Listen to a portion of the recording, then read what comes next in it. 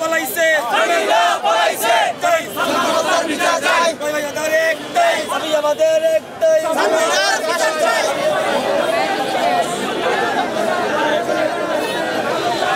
সামিরার ফাঁসি চাই আমার ভাই কবরে আসামি কেন বাইরে আমার ভাই কবরে সামিরা কেন বাইরে ফাঁসি চাই সামিরার ফাঁসি চাই আজকে 18 কোটি মানুষ সালমান শাহ ভাইয়ের বিচার দাবিতে আসছেন, নেমে যাচ্ছেন, দলে দলে লোক নেমে আসছেন দেশ থেকে এবং ঢাকা থেকে, ঢাকার বাহির থেকে অনেক জায়গা থেকে লোক আসতেছে।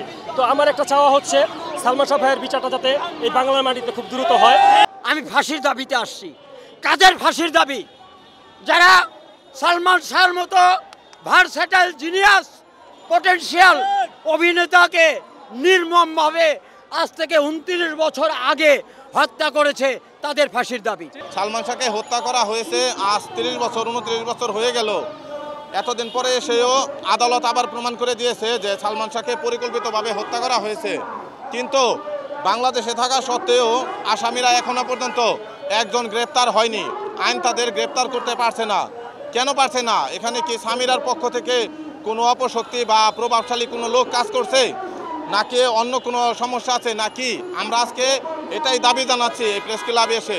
সালমান শাহ যে ছবিগুলো করছে সব সামাজিক প্রেক্ষাপটে এবং সুপারহিট, মানে গৌরব পরিবেশে দেখার মতো সব কটা ছবি। এরকম সুপারহিট বাংলাদেশে আর কেউ উপহার দিতে পারে নাই।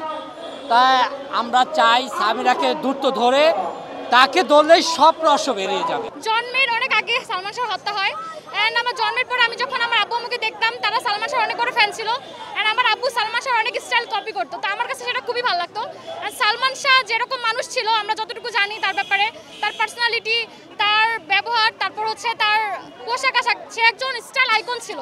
তার সবকিছু একদম অন্যরকম অসাধারণ লাগতো আমার কাছে এন্ড স্টিল নাও এই জন্য তার অনেক ভক্ত আছেন সবার মনে, কোটি কোটি মানুষের মনে এখনো পর্যন্ত সে জীবিত আছে।